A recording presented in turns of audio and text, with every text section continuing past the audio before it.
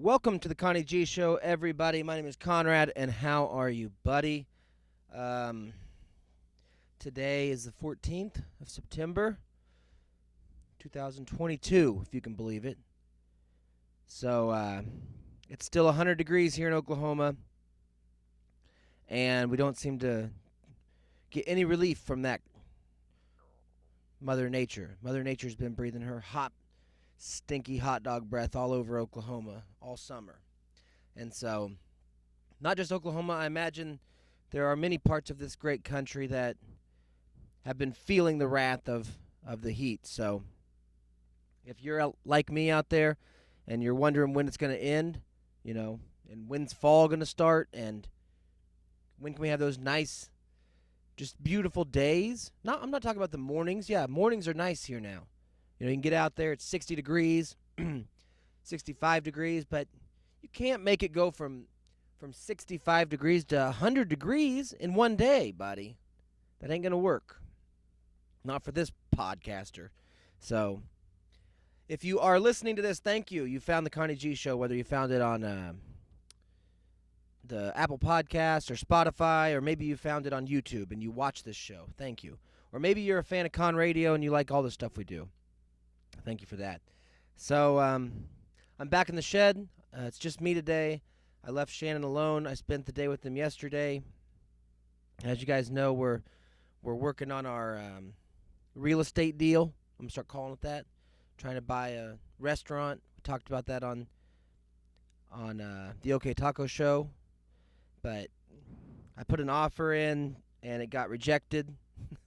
I put an offer in based on the advice from the lender, who's also the seller.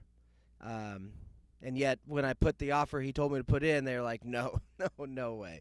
So it's very confusing, and so I put a different offer in, and I'm waiting to hear back on that, and we'll go from there. It's kind of just a weird thing. So yesterday, Shannon invited me over to participate in a learning experience for me. He wanted to know if I wanted to sign up for a course on rebuilding a BMW front end. And I accepted the invitation. I thought that's a great way to spend the day, is fixing his car and taking that off of his plate before we jump into this new journey that we're on, the Wheel and Sky journey. So, got over there around 11, went on a good run,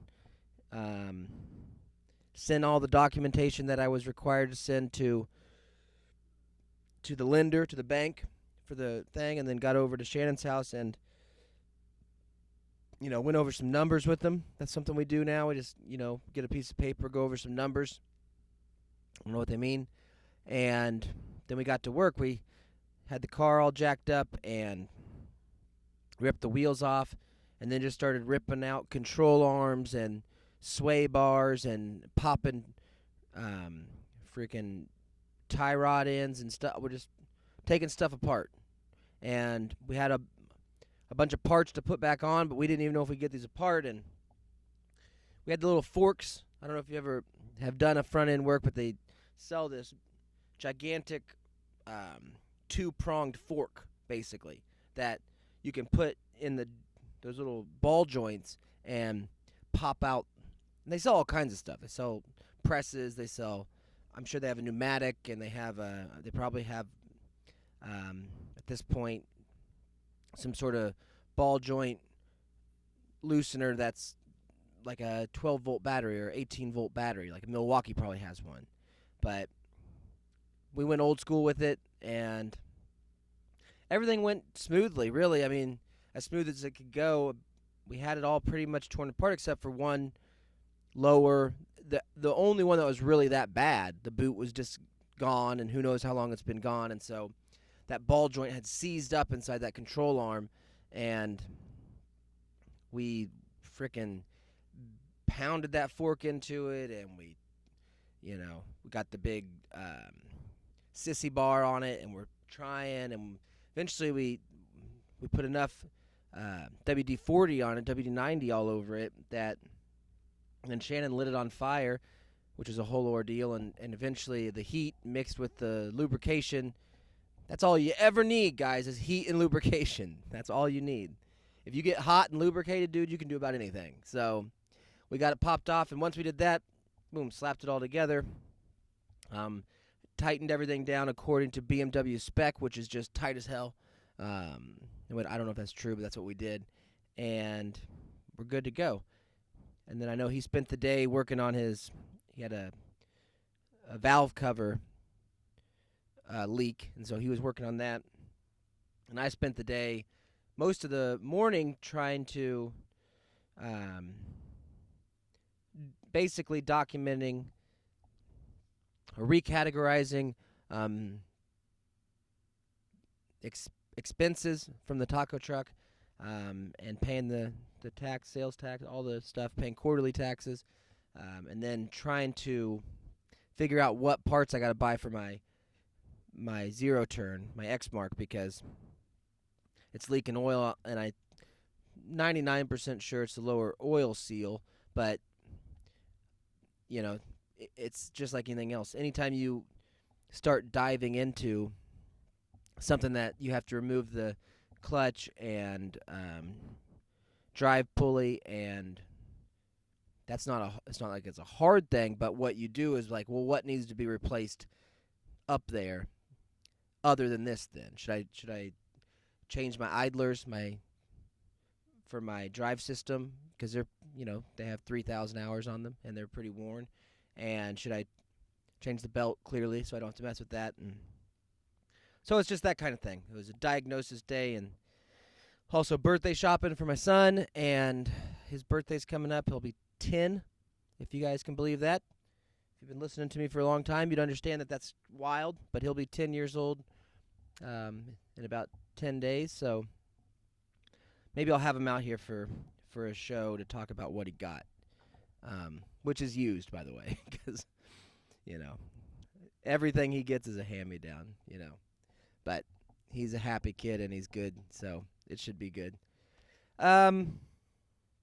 So because I accepted the scholarship to BMW Front-End University,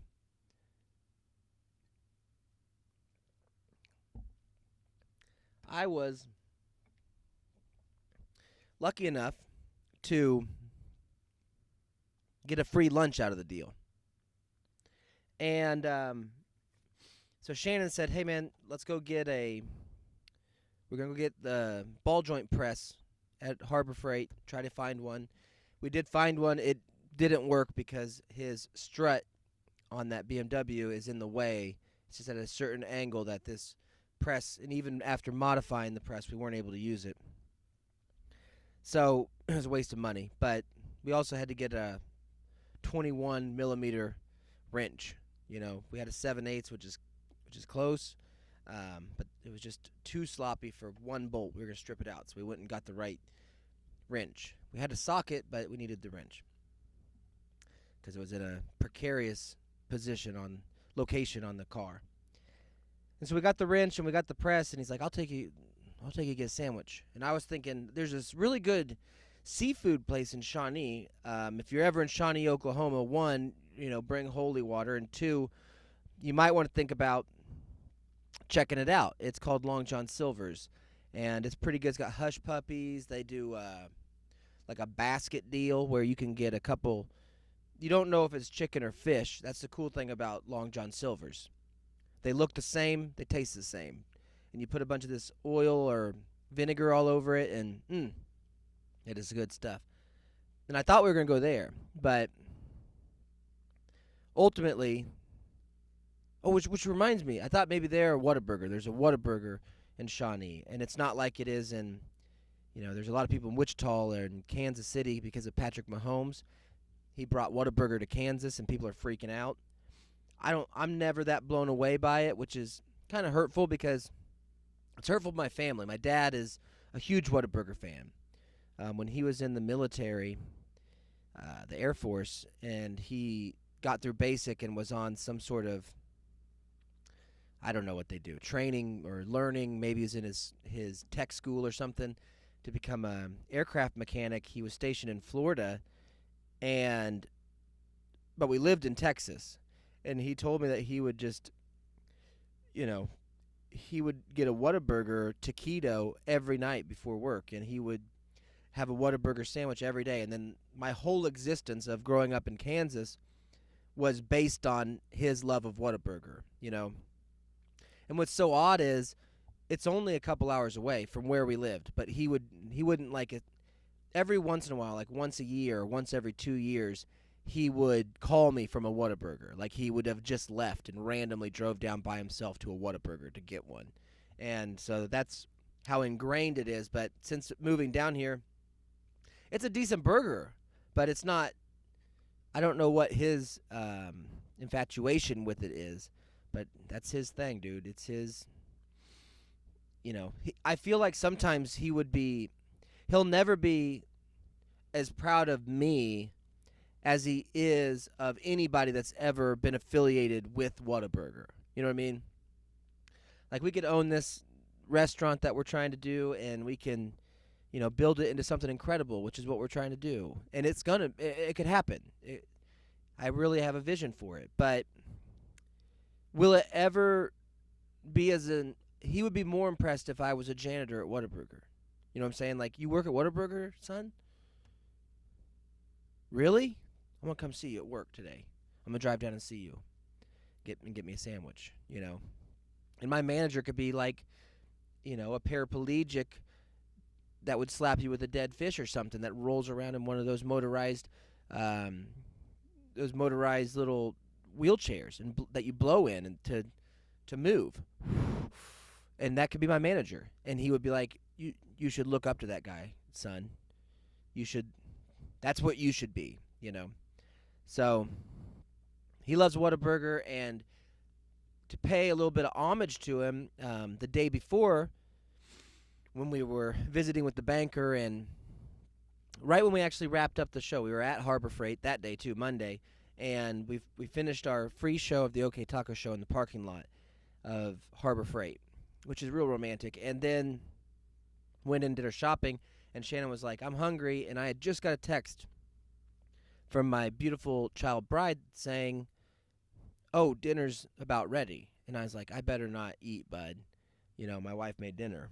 And that's an old school thought for both of it. I not only do, I respect the fact that she put the effort to make a dinner, but I'm not going to disrespect it by ruining my appetite and spending money. I want to go down and I want to support her efforts. So he's like, well, I got to get a sandwich. So he pulled into Whataburger, and I checked my application. I downloaded the Whataburger app, and sure enough, I had a free sandwich, a free junior Whataburger on there. And I said, well, this isn't spending any money. I'll order this. And it's just karma. It's karma because I ordered it. We walked in, nobody in there, because it's like 4 in the afternoon, 5 in the afternoon. Walk in. There's a young, very handsome gentleman working behind the counter, which is rare. I mean, a little heavy, but he had a good structure, good bone structure. Could be handsome with a little effort. And Shannon walks up to him. I've already placed my order for a Whataburger Junior and toasted the buns. You can do that on the app, which is awesome. And so Shannon goes up and orders a blue cheese Whataburger. But before he does, he asks this guy, hey, do you like the blue cheese Whataburger? That's a friendly thing to do as a customer, a patron. Hey, I see you're advertising this thing. Do you like it? Now, in my opinion, a good employee would be like, I do. It's really good. I love it. Or, it's not my favorite, but my favorite is this one. And just name another sandwich, And if you're good, you probably name another sandwich that's either the same price or a little bit more. And you sell somebody on it. And that's what Shannon was looking to do. He's looking to get sold on a sandwich. So the guy instead says, I don't like cheese. Which is, I don't know how you get hired at a Whataburger if you don't like cheese. Because, buddy, it's everywhere here. This place its original name could have been What a Cheese, because it's the things we're doing with it. We'll put it on chicken. We'll put it on breakfast. We'll put it anywhere. So I don't like cheese, but I've heard we've sold a lot of the blue cheese hamburgers, so maybe it is good. I don't know. So Shannon ordered it. It's not good because it's blue cheese. Even if you have a liking for that bitterness, like Shannon does, because he's getting older. When you get a little bit older, you like beets. You know what I mean? You like rotten cheese. Stinky. The stinkier the better, people would say. That's just what happens. I think once you hit 40, you start liking ooh, you know what sounds good? A cherry tomato. And a younger person would be like, no, a cherry sounds good. Did you say cherry tomato? That doesn't sound good. So he ordered it, and then he asked me, hey man, what do you want? And I said, I ordered mobile order, Conrad. And he's like, oh, we're still finishing up on it. I was like, yeah, it's no big deal. I'll go sit down. He's like, you want a drink? And I said, yeah, just a water's fine. That's usually what I do, because I'm not going to pay $3 for a fountain drink, because I'm a cheap, dirty, cheap, dirty bastard. And so he said, don't worry about it. Handed me a full, what he said was a medium, which is like the size of probably 50 ounces of soda. Just get what you want. I don't care. Don't worry about it. It's on the house. It's like, gosh, that's awesome. It never happens. And so I thought, man, everything's going great. I get a free sandwich and a free drink. It's my day, dude. Golden Boy, maybe we've shifted, Shannon's about to get a rotten cheeseburger, and I'm getting this. And so go over there. I just get a tea and sit down, and we're listening to the great soundtrack at Whataburger. I mean, Barefoot Army, with Kenny Chesney's on there, everybody. And so they bring us our sandwich. This woman, this woman voter has been working there for probably 50 or 60 years, it looked like. She come crawling over with our stuff and set it down. And I opened mine up, and I took a bite, and I was like, man, that's good. It's good sauce, and it's good toast. They burnt the crap out of it. So my burger was black, It was black. And it was like fox sole, you know what I mean? And I kept eating. I kept taking a bite. And I realized about halfway through, I said, it's weird. And I opened it. There was no patty on it. There was no patty on my burger. So thinking I was getting over and that I was the golden boy and that things were finally going my way, I was quickly put back in my place. The Karma credit card had realized it had made an error and it righted itself. The universe righted itself and said, you can't sneak a free meal and not have a catch. And so I ate 2 pieces of burnt toast with lettuce and mayonnaise on them, man. So, yeah. And to be honest with you, it wasn't bad. It was not bad. There's a tomato in there, too, so it wasn't bad. So anyways, that was Monday. And then yesterday, after our, daily Harbor Freight visit, Shannon's like, I'll take you. And I thought we were going to Long John or maybe Whataburger, but he took me somewhere real special. And he's not that much older than me, but sometimes it gets, people don't know. Maybe he had me when he was 10. You know what I mean? Like, people, now that's normal in Oklahoma. And so, especially back then, back in the late 70s, early 80s, kids could do that. So, basically, people were looking like this dad's taking his adult son out to lunch, to late lunch. And he took me to his favorite spot, Buffalo Wild Wings. He B-dubbed me, man. And so I haven't been to a Buffalo Wild Wings in probably 15 years. Now, nothing's changed. It's not like I missed anything. Last time I was at one, I remember, and it might not be the exact last time, but we used to go to B-dubs when I was in high school because on Wednesdays or Thursdays, one or the other, they had 50-cent wings. And so for $4, you'll get 8 wings, or $5, you'll get 10 wings. And, we go crazy. We go get 20 wings or 50 wings or something. We all split them up. And the worst experience maybe of my life, dude, is being probably a senior, maybe a junior, or maybe that time period in between there. And my friend Danny and my friend Jared and I, there might have been others that met us there. Maybe Nate. I had this one friend named Nate, and we kind of all hung out together. But we were staying the night at Jared's house that night. And both Danny and I were going to do that. We're going to stay the night at Jared's house. And we went over to Buffalo Wild Wings, and we did the 10-wing, whatever the hottest sauce they have, challenge. You know what I mean? They have an insane sauce or something like that. And I think I ate them all, but it was awful. I mean, you're sweating, and you don't enjoy your food at all, and the whole experience is ruined because it's all over your fingers and your face and your hands and you're in your mouth, and you can't get satisfaction, and it's like, why did you do this, But you did it because you're young and you're stupid.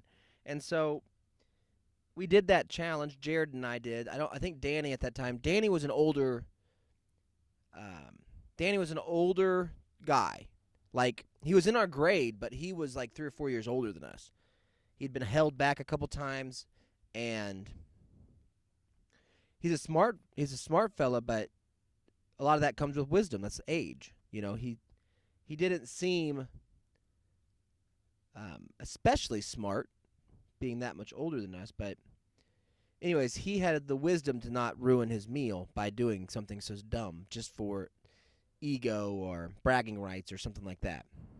Because he realized earlier than us, or maybe it was his age difference that those few years there, but he had already learned that nobody cares at all that you're doing this, except you and the person that you're doing it with. So if you and Jared are going to do this, you two care, but nobody around you cares, and they all think you're stupid. But anyways, we ate those hot wings, and we ruined our meal, and we went back to Jared's house. And luckily, to continue our competition, we decided, hey, we have this bottle of Jose Cuervo Gold tequila at the house. And let's see how many shots we can do. Let's have a shot. This is how people die. This is how alcohol poisoning, all that stuff. So that's what we did. We sat there, and I don't know how many shots we had, probably 9, but for non-drinking, water-headed high schoolers, that's a lot.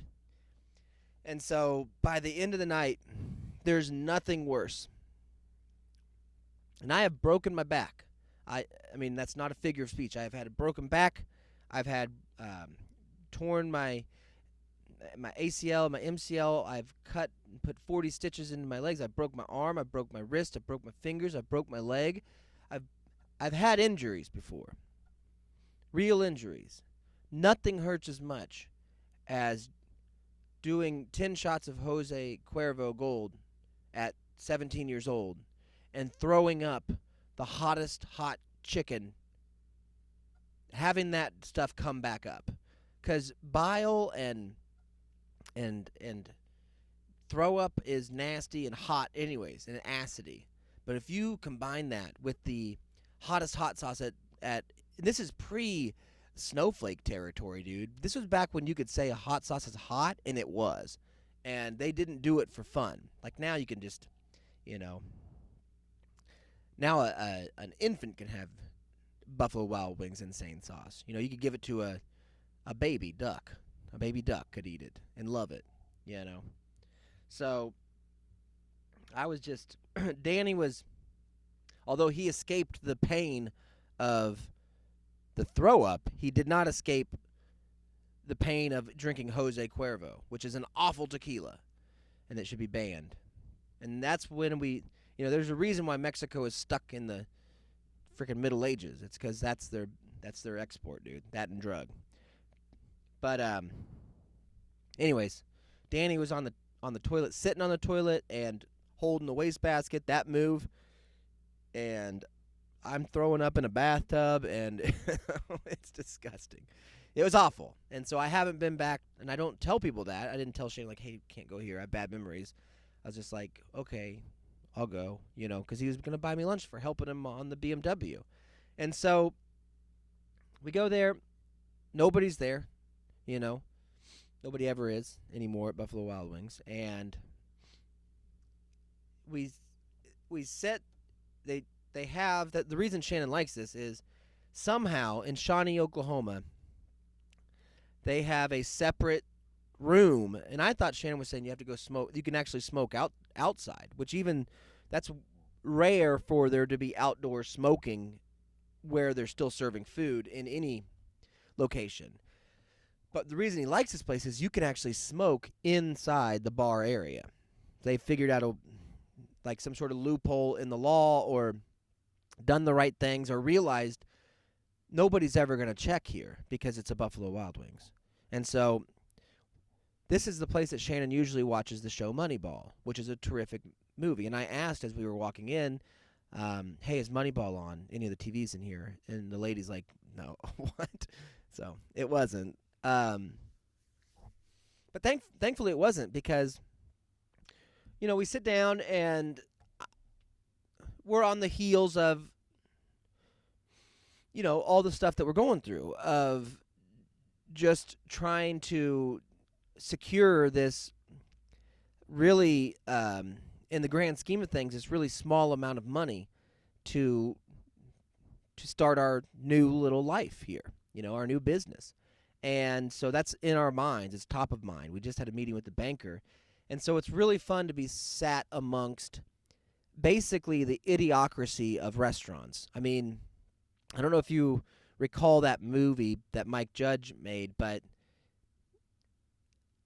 when idiocracy, in the era that it takes place, I think it's Fuddruckers, but they change it to butt effers, you know what I mean?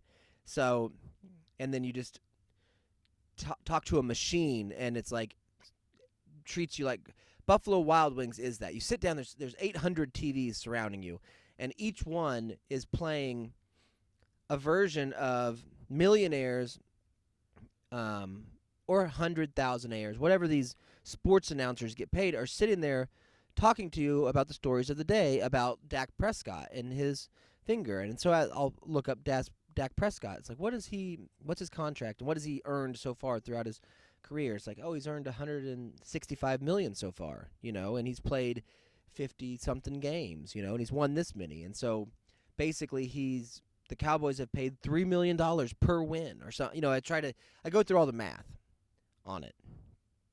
And, we're sitting here talking about this, can we qualify for this loan, as we listen to all of these announcers talk about not the money that they're spending. It doesn't matter. It's like, it's just crazy. It's such a crazy thing that this is popular amongst us as people that don't, the entertainment, the reason these people is because we watch it. And is it fun for us to watch this happen? To watch somebody get this exorbitant sum of money for a skill that they say is the reason that they can get that money is because it's marketable. People want to watch it. And it's like, I don't know if people do, because it's the only thing that you'll put on TV. If maybe people would watch something else, maybe they'd be more entertained by something else. But if all you do is force something down people's throats, it's like, well, yeah, we love it. Now we have to get to know the people if we want to be part of the culture, because you've built this culture. So, anyways, you're like in the middle of this constant.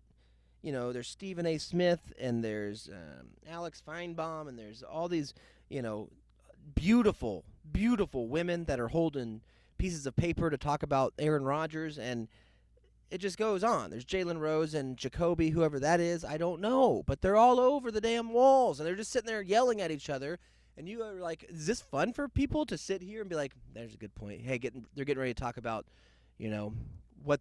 what the Cowboys are going to, like, who's going to be affected by Dak Prescott's injury on the team. Let's watch this. Like, who cares? That's what you want to yell internally. Who cares?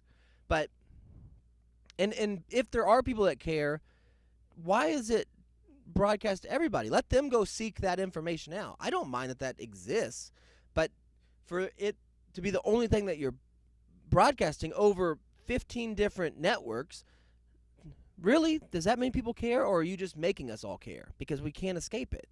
And thankfully, they have two TVs that aren't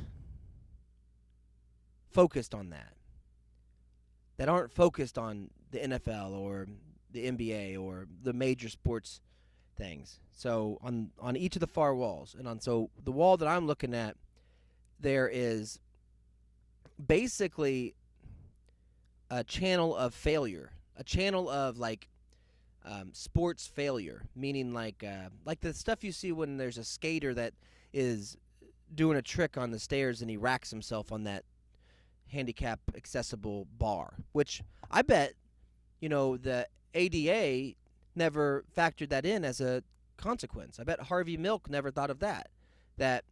Yeah, it is unfortunate that there's no handicap access to a lot of these places, but what he didn't realize by requiring every business to be handicap accessible is that by adding these rails, they're actually going to create more handicaps, because all of a sudden skaters find out that there's a new rail.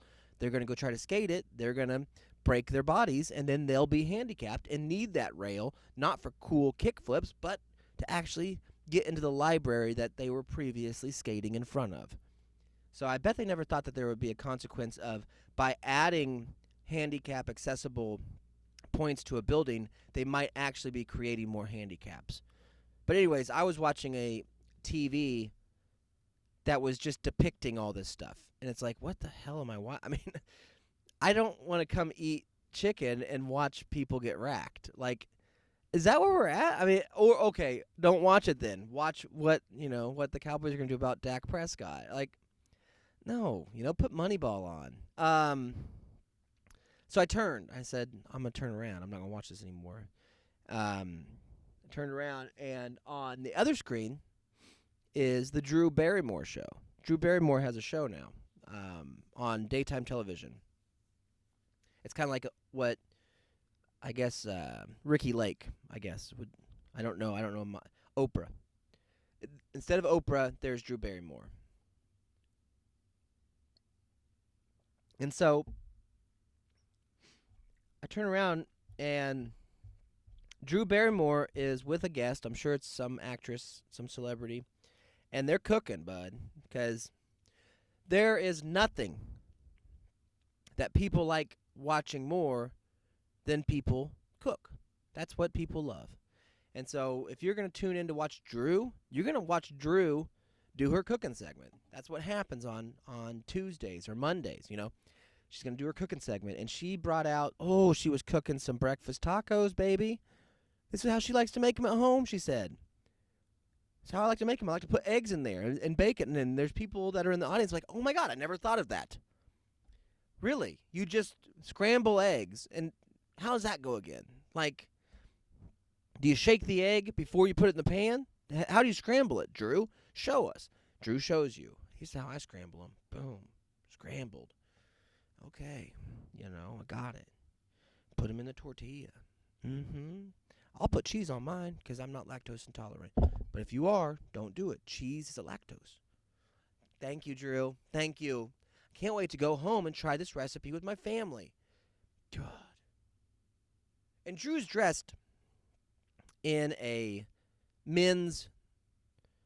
very baggy man suit. That's her. So she wears a T-shirt tucked into gigantic dress pants, men's dress pants that are very baggy on her, and she wears a suit jacket over her, usually trendy, Rolling Stones lips T-shirt, and then rolls the sleeves up like she's, frickin' some sort of 1991 stand-up comic, you know what I mean? And I thought that's an interesting, and it's funny because I'd actually just watched a Sam Kinison bit or something from when he was alive, and he dressed like that. He had that suit, and he rolled up. She basically got, I think she won an eBay auction, got all of Sam Kinnison's old suits, and she's wearing them on a show, and nobody said anything because we can't say anything anymore. Well, I'll say something. And the only reason it's a huge deal to me is because today, when I got done doing the banking side and that stuff and the whatever crap, I went into our bedroom where what's so great is about the state of television right now is everything is streaming. So if you got to buy internet, and internet's ridiculously expensive, but you got to have it because you're forced to almost if you want to exist amongst the people. Now I do think that there's a growing anxiety and a growing trend and a growing internal pressure for a lot of people that are tired of listening to all of it, because there is no news on the news, and there is no sports on the sports, and there is no any of that, and this is all just garbage being thrown at us, and you try to flip through the channels and it's just garbage. And so but I like it. I've always liked that, but the problem when you do this is that you family share. We steal Sling TV from my dad, but then you get locked out and you're like, hey man, what? Because it'll just, for whatever reason, an app will update. So the only TV in the house now that still has access to like the ability to channel surf of live programming is in my bedroom, which is weird because it could be in the middle of the day and it's like, I just want to go watch the news, but I can't sit in the living room or turn it on and have it in the background as I'm working because it's all the way in my bedroom.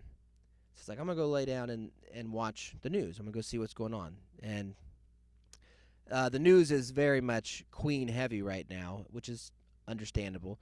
So there's not much on that front. So as I'm flipping through stations, I notice, guess what's on? Just the last minute. The last minute of the Drew Barrymore show's on, guys.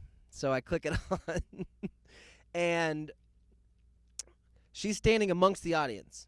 And this is what I really noticed. I really noticed that they're still required.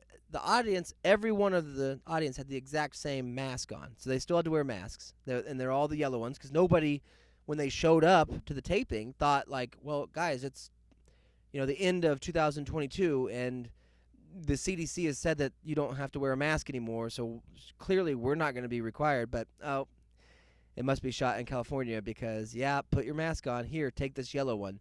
So Drew is standing there in a David Byrne suit talking to these masked audience members about what she loves about Las Vegas. And she's got like 2 minutes left of her show. And it cuts to that. It's not a roller coaster. It's a theme park ride that you sit in. It's the one that one kid died on. A 17-year-old, and I don't think it was in Las Vegas. Might have been at a Six Flags or something. Maybe it was Vegas. But there was a boy that was overweight, but just a big guy. I mean, like a 370-pound man boy, an offensive lineman type that went with his buddies, and then somebody's like, hey, you want to ride this ride? He's like, yeah. And the person, because it's just a water-headed, former Whataburger employee, was like, sure, dude, get on.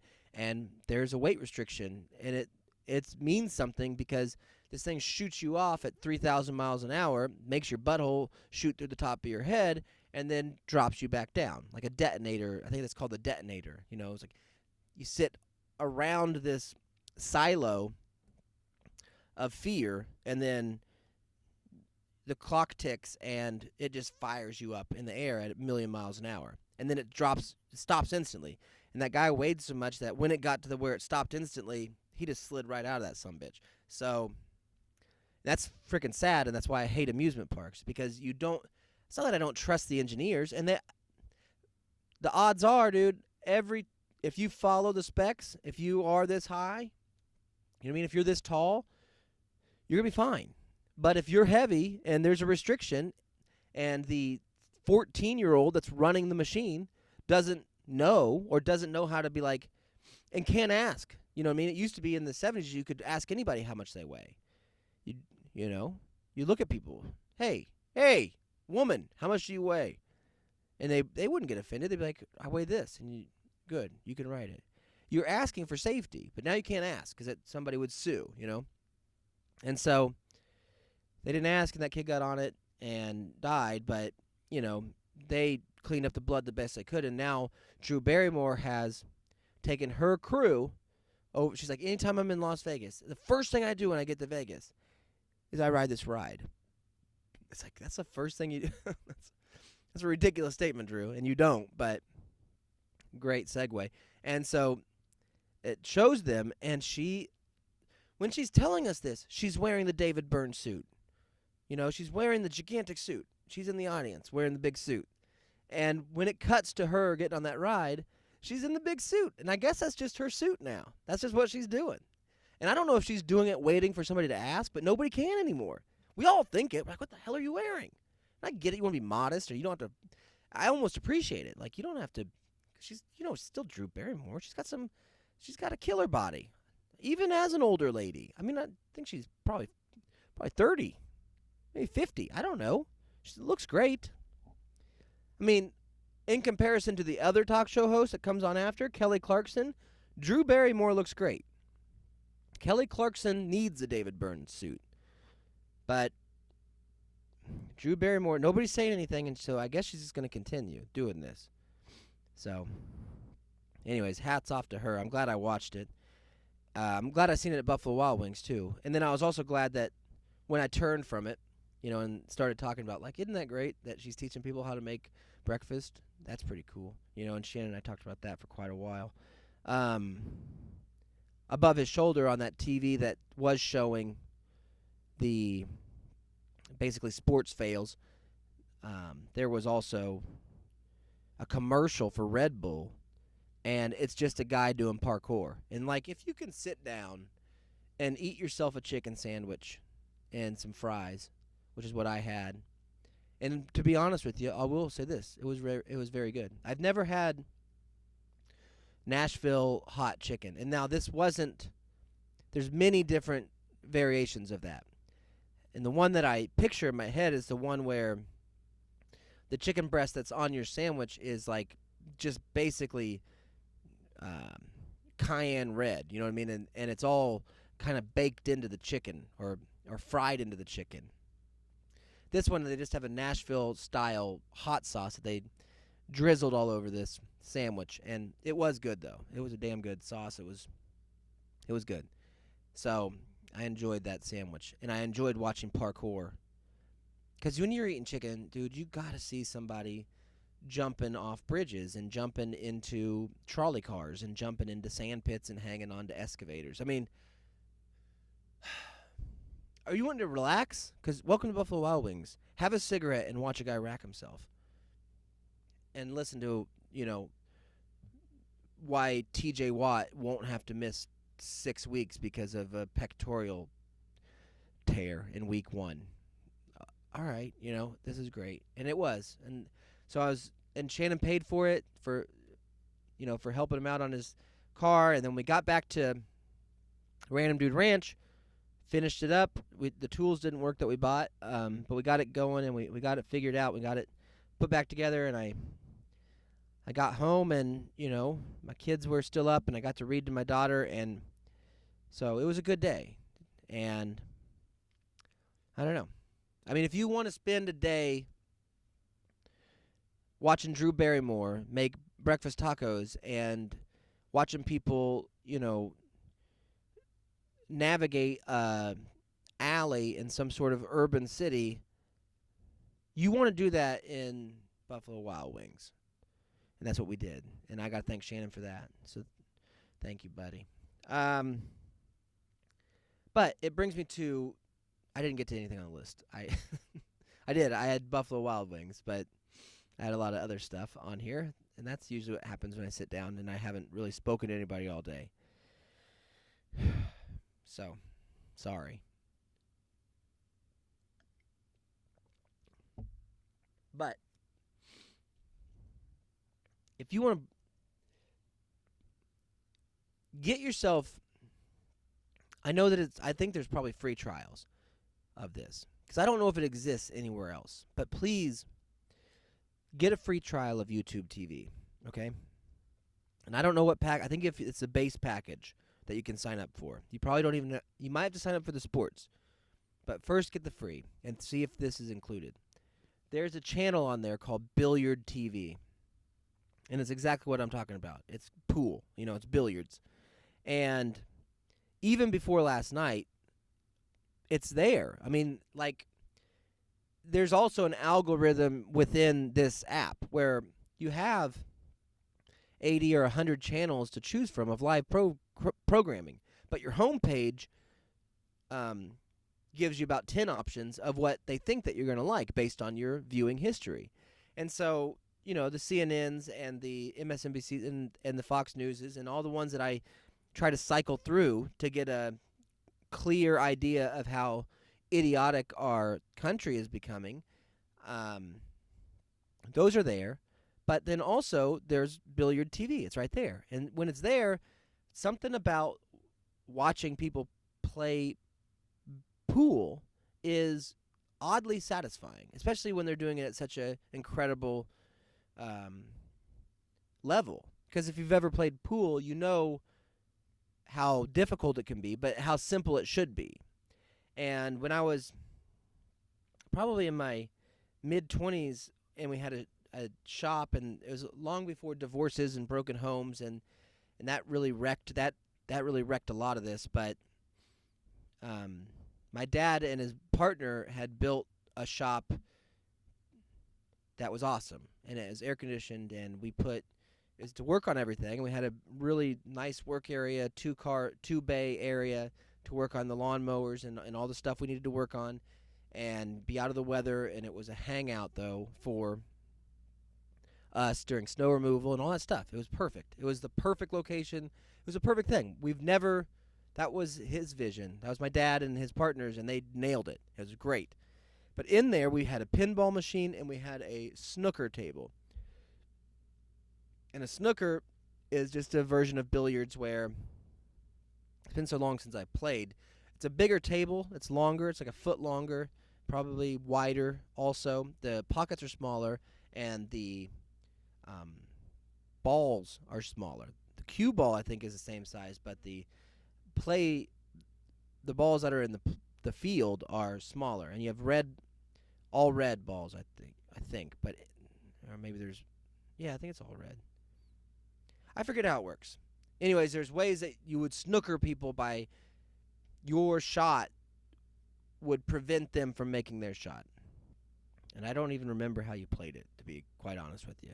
And you could play regular, we had a set of regular 8-ball, 9-ball, all that stuff to play. But we would play snooker. We would play the actual English version, and it was fun. And so if you have that just base knowledge, when you do, it's kind of like watching golf on TV. If you've played golf and you know how incredibly simple and easy, and it's just a game of, it's a mental game and it's a game of consistency. But you get so frustrated because it should be so easy, and that's why it's so frustrating. So when you watch people make it look so damn easy, it's why it's like, oh my God, I can't believe, he made that shot, or I can't believe he made that putt, or in the same thing with billiards. It's like, can't believe. And there's when you're watching Billiard TV, you don't even know the level of the competitor that you're watching. This could be an unranked person, but they're still better than anybody you ever met. You know what I mean? This is just an incredible player. Because usually you'll get a guy that breaks, and if he makes it on the break, it's done. That set is over, and they play like a set of 8, or I don't know, depending on the game. So last night I turn it on because, of course, I'm scrolling by and it's in my algorithm. Oh, this is something. Oh, Billiard TV. And I click it, and it catches me because I've never seen this before. And they're playing a version of, and they weren't telling me what kind of pool it was, but there's no pockets. They're not playing with pockets. So there's 3 balls out on the table at all times. And your objective is to, with one shot, hit your opponent's cue ball and hit the other ball that's on the table. And your opponent uses the yellow ball and the other one uses the white ball as their cue ball. And so I started watching it, and then Heather was in the shower, and she'd come in the bedroom. She's like, "What are you doing?" It's like, "Watch this. This is the craziest thing I've ever seen." And because it's so impressive. Because in order to do this, and there's a shot clock. You have 40 seconds to do this, each shot. So you walk up to a 3-ball table with no holes, and you realize, I got to hit this ball, and then I have to hit it in a way that's going to make my ball bounce in these angles and trajectories for it to ultimately hit this ball. And I have to hit it all in such a way that my next shot, I can do it again, and I can continue to do this. Because you have to win a certain number of sets before you win that round. And I don't know, you could be on the 8th set. I don't know how many are in each set. They don't explain anything. When you turn on Billiard TV, they act as if you know everything. They don't explain anything to you. And you just sit there and watch it going, what the hell's going on here? What's so nuts is there's a judge there. You know what I mean? There's 2 people. There's a bowl-cut Asian in the match that we watched. Freaking super bowl-cut Asian. Great player. And he's playing against some Greek, a Grecian man. And the announcers are talking about, like, we should know them. You should know these 2 guys. They've been in the game a long time. Are they the best in the world? We don't know. Not really. Probably not. But they're really competitive. They've won a lot of matches. And I'm like, holy crap, I have never heard of these guys, I'm stupid. I'm uninformed, but I should have known. And now I do, I guess. Thank you. I don't know their names, and I'll never remember them. And I wouldn't probably know them if I seen them again. Maybe the Asian because of the bowl cut. But you sit there, and it's like, for all the stuff that sits there and runs around in my head, and all the problems that I feel like are real problems and things that I got going on, this guy's problem was, how am I going to get to because they're not going to make, it's not like when you win this, I think you get like a Dodge Neon or like a 97 Neon, or like you don't win money. And if you do win money, it's not even really enough to buy anything. But you have to be a master at this, meaning you have to put all of your effort, all of your practicing into this sport. You don't watch frickin' Drew Barrymore. You play. And I looked it up after. It's called carom billiards. It starts with a C, but I think it's called carom billiards. And it's just a style of play. It's been around since the 1800s. I've never even heard of it. You have something that's been around for 200 and something years, and you feel like you're a pretty educated person, and you didn't even know it existed. And then that there's people that are so good at it that they'll go play tournament at it. Which means that there's probably people that aren't good at it that still play it. And there's people in an audience on a televised thing. Now, granted, it's Billiard TV. It's low production, and the announcers aren't great. And the quality of the director's not great, and their switcher's not great. That's fine. It makes it better to watch. And so as I'm watching, I'm also watching the audience, because the audience is like, yeah, I took off work to come watch this today. What'd you watch? Oh, I went and watched these guys play pool. Oh, cool. Like 8-ball? No. Like, carom. What? You took off work to watch what? What is that? And you guys explained it, and like, I don't know. And nobody will understand it unless you see it. But it is the most impressive thing that you'll see. Because you're talking about dudes that within 20 seconds, have made a decision that when they hit this ball, it's going to hit that ball. It's going to bounce off these 14 rails. It's going to slow down just enough and barely nick this other ball, and they're going to be ready for their next shot. And they are, and they freaking do it, dude. Both of them were great, even the bowl cut. It was awesome. And I was telling Heather, I was like, you know how, like, unaffected life must be for somebody that's that good at that pool? That's so difficult that you have to make a decision so quickly, and it has to be precise. Not just the angles, the speed, all of it. And you do it, and you're great at it. When you go out in, like, the real world and somebody's like, hey, can you handle this? It's like, yeah, you can handle anything because you can play carom billiards. That's nuts. And it's nuts I didn't know it existed. So, anyways, I didn't get to a few things, but I'll get to them tomorrow. I probably won't. But I appreciate you guys watching. And if you have a chance, dude, find somebody that has YouTube TV and steal their password and watch this Billiard TV, okay? I think it's exclusively broadcast there. Maybe you can find it online. Find videos on YouTube itself. It's called Carom Billiards, and go ahead and watch that. Let me know what you think. Yeah, keep subscribe to the show, whether it be the Connie G Show or Con Radio, and be nice to yourself out there, and believe in yourself. And with that being said, have an okay day. Don't let your meat loaf.